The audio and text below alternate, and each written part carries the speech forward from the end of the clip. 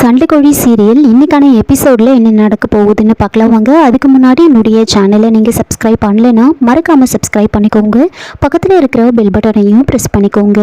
Inspector செல்லம்மா நந்தினியை பலார்னு அறையும் போது தூக்கத்தில் இருந்த நந்தினி பட்டுன்னு எந்திரிச்சு உட்காடுறாங்க. அப்படியே வேர்த்து விறுவிறுத்து போய் படப்படுத்து உட்காந்துட்ருப்பாங்க. அப்போ கரெக்டாக பெருமாள் கிட்ட இருந்து நந்தினிக்கு கால் வருது. பெருமாள் அவங்க வீட்டுக்கு வெளியில் இருந்துக்கிட்டே நந்தினிக்கு கால் பண்ணுறாங்க. இந்த டைமில் இந்த பெருமாள் எதுக்காக கால் பண்ணுறான் அப்படின்னு ரொம்ப டென்ஷனாக கால் அட்டென்ட் பண்ணி என்ன விஷயம் அப்படின்னு ரொம்ப கோவமாக கேட்க, அது ஒன்றும் இல்லை மேடம், மகா மேடம் பற்றி ஏதாவது தகவல் தெரிஞ்சுதான்னு கேட்கறதுக்காக தான் பண்ணேன் அப்படின்னு சொல்ல, இப்போது அவளை பற்றி தெரிஞ்சுக்கிட்டு நீ என்ன பண்ண போகிற, எதுக்காக இந்த டைம்லலாம் கால் பண்ணுறா அப்படின்னு ரொம்ப டென்ஷனாக பேச, அப்போது பெருமாள் இல்லை மேடம், விஜய் பாஸ்க்கும் ஐஸ்வர்யா மேடமுக்கும் நான் கால் ட்ரை பண்ணி பார்த்தேன், அவங்க எங்கே இருக்காங்கன்னு கூட எனக்கு தெரியல, அதனால தான் வீட்டுக்கு கேட்டுட்டு போகலான்னு வந்தேன், பண்ண பாவத்துக்கு பிராய்ச்சித்தம் தேடணும்ல அப்படின்னு சொல்ல, என்னென்னமோ சொல்கிறான் அப்படின்னு யோசிச்சுட்டு இருக்காங்க. நந்தினி என்ன விஷயம், எதுக்காக நீ இப்போ வந்திருக்க அப்படின்னு கேட்க, மேடம் அதை நீங்கள் என்ன உள்ளே வர வச்சா நான் டீட்டெயிலாக சொல்லிவிடுவேன் அப்படின்னு சொல்கிறாங்க. அப்போது சரின்னு பெருமாளை வீட்டுக்குள்ளே வர சொல்லி சொல்கிறாங்க. வீட்டுக்குள்ளே போகும்போது பெருமாள் கையில் ஒரு கவரோடு போகிறாங்க. உள்ளே போனதுக்கப்புறமா நந்தினி கிட்ட அந்த கவரை கொடுத்து, மேடம், மகா மேடம் ஆஃபீஸ்க்கு வந்துட்டு போனப்போ இந்த கவரை உங்ககிட்ட கொடுக்க சொல்லிட்டு போயிருக்காங்க அப்படின்னு சொல்ல, இதுதான் பண்ண பாவத்துக்கு பிராய்ச்சித்தன்னு சொன்னியா அப்படின்னு அந்த கவரை வாங்கி என்ன இருக்கும், அப்படி என்ன இந்த கவரில் கொடுத்துட்டு போயிருக்கா அப்படின்னு நந்தினி யோசிச்சுட்டு இருக்காங்க. இன்னொரு பக்கம் என்ன நடக்குதுன்னா, காளிமுத்தோட வீட்டில் ஈஸ்வரன், சிவா, புவனான்னு எல்லாரும் அங்கே வெயிட் பண்ணிட்டு இருக்காங்க. ஒருத்தர் மாற்றி ஒருத்தர் பேசிக்கிட்டு இருக்காங்க. அப்போ அமுதா நான் சொன்ன இடத்துல தான் முருகன் அண்ணா கூட்டிகிட்டு போனாங்க, கண்டிப்பாக அங்கே தான் இருக்கணும், திரும்பவும் அங்கேயே போய் தேடி பார்த்தா கிடைப்பாங்க அப்படின்னு சொல்ல, காளிமுத்து அதுக்கு என்னம்மா நீ சொன்னதையே சொல்லிகிட்ருக்க, நாங்கள் எல்லா இடத்துலையும் தேடி பார்த்துட்டோம், இங்கே எங்கேயுமே இல்லை அப்படின்னு சொல்ல, ஈஸ்வரனும் அதையே சொல்லிகிட்ருக்காங்க. அப்போ தான் சிவாவுக்கு ஒரு கால் வரும், மூர்த்திக்கிட்டேருந்து கால் வருது, அதனால் பேசுறதுக்காக தனியாக வராங்க.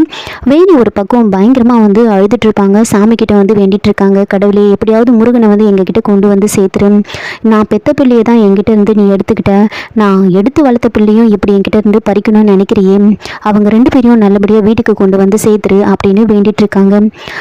சிவா மூர்த்தி கிட்ட பேசுகிறாங்க. அப்போ மூர்த்தி சிவா எல்லா இடத்துலையும் தேடி பார்த்துட்டோம், அவங்க ரெண்டு பேரை பற்றி எந்த ஒரு தகவலுமே தெரியல அப்படின்னு சொல்கிறாங்க.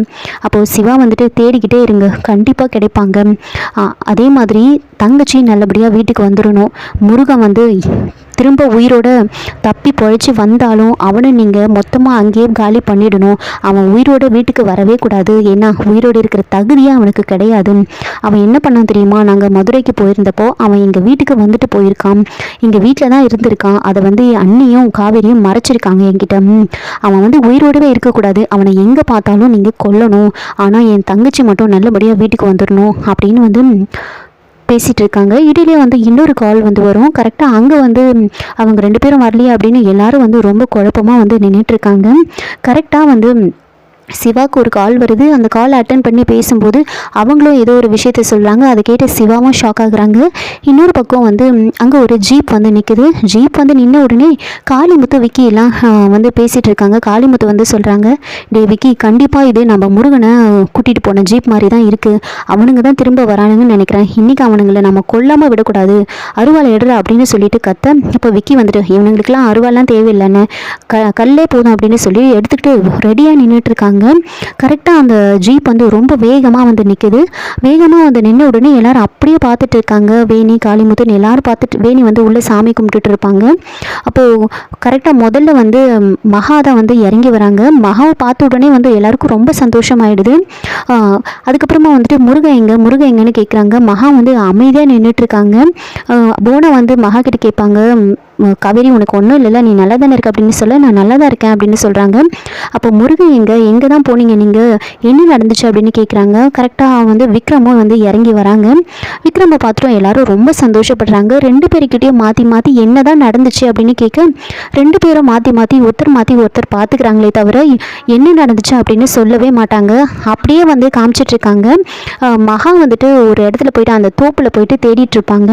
எங்கே தான் போனாருன்னு தெரியலையே, அவர் அவர் மேலே எனக்கு பாசமா இல்லை கரிசனமா இருக்கமா என்னன்னே தெரியலையே, அவருக்கு ஒன்றுனா என்னால் தாங்கிக்கவே முடியலையே, அவருக்கும் எனக்கும் ஏதோ ஒரு பூர்வ ஜென்ம பந்தம் இருக்கிற மாதிரியே எனக்கு தோணுது அப்படின்னு யோசிச்சுக்கிட்டு சுற்றி சுற்றி தேடுறாங்க. ரொம்ப கதறி அழுதுட்ருக்காங்க. அங்கே ஒரு சாமிக்கிட்ட வந்து வேண்டிகிட்ருக்காங்க, கடவுளே தயவு செஞ்சு முருகனுக்கு எந்த ஒரு ஆபத்தும் இருக்கக்கூடாது, அவங்கள நல்லபடியாக கொண்டு வந்து சேர்த்துரு, அவரோட உடம்புலேருந்து ஒரு சொட்டு ரத்தம் கூட இந்த மண்ணில் விழக்கூடாது, நீ தான் அவர் உயிரை காப்பாற்றணும் அப்படின்னு வேண்டிகிட்டு இருக்க. இன்னொரு பக்கம் வந்துட்டு மூச்சு இருக்கா இல்லையான்னு சொல்லிட்டு விக்ரமை வந்து செக் பண்ணி பார்க்க சொல்கிறாங்க. அப்போது கையை வச்சு செக் பண்ணி பார்க்கும்போது மூச்சு இருக்கும். அப்போது அந்த இன்ஸ்பெக்டர் வந்துட்டு சொல்கிறாங்க, என்ன இது குண்டு வந்து நெஞ்சில் பாஞ்சிருக்கு, அப்புறம் எப்படி மூச்சு விடுவான், நல்லா பாருங்க அப்படின்னு சொல்லிட்டு விக்ரமை வந்து அப்படியே திருப்பி பார்க்குறாங்க. திருப்பி பார்க்கும்போது வந்துட்டு விக்ரமுக்கு வந்து மூச்சு வர்றதை பார்த்துட்டு அந்த பாக்கெட்டில் இருந்து கையை வச்சு பார்க்குறாங்க. அதில் தான் விக்ரம் வந்து மகா கழுத்தில் கட்டின அந்த தாலி வந்து இருக்கும்.